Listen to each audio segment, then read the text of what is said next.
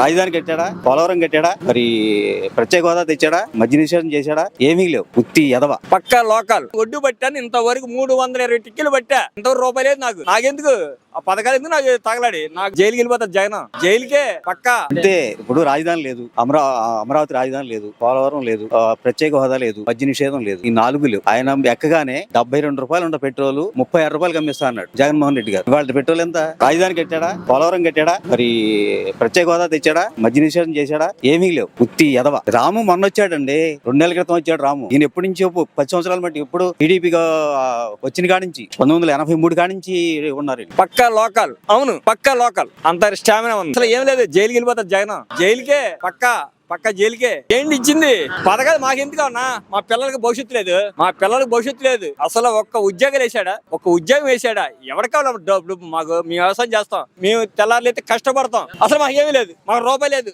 మనం మునిగిపోయాం అన్న. ఏమీ లేదు, రూపాయి లేదు మాకు. అసలు మాకు రూపాయి లేదు. ఎవడిచ్చాడు? ఎందుకు మా పథకాలకు మాకు ఎందుకు?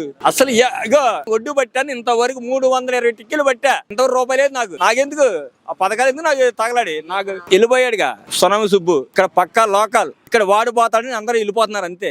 అయితే ఇచ్చినా పెద్దగా పట్టు ఉండాలి. ఏదో ఎవరు అయిపోయారో అత్తగా వాళ్ళకుంటుంది అన్న కదా. నేను గెలుతారని ఆయన గెలుతారని అనుకుంటా. చివరకు ఎవరి జాతకం బాగుంటే వాళ్ళు గెలుతారు. జగన్ గారి ప్రభుత్వం బాగోలేదండి, పట్టు తెలుగుదేశం వస్తుందండి. అదంతా మోసమే కదండి. ఎక్కడ చేస్తున్నారు, ఎవరికి ఇస్తున్నారు, ఎవరి డబ్బులు వాళ్ళకి ఇస్తున్నారు. బాగుండేది. ఈ రాము వెంకటరావు అబ్బాయి గెలుతాడు, ఒకసారి పోయాడుగా ఆయన కుర్రాడు.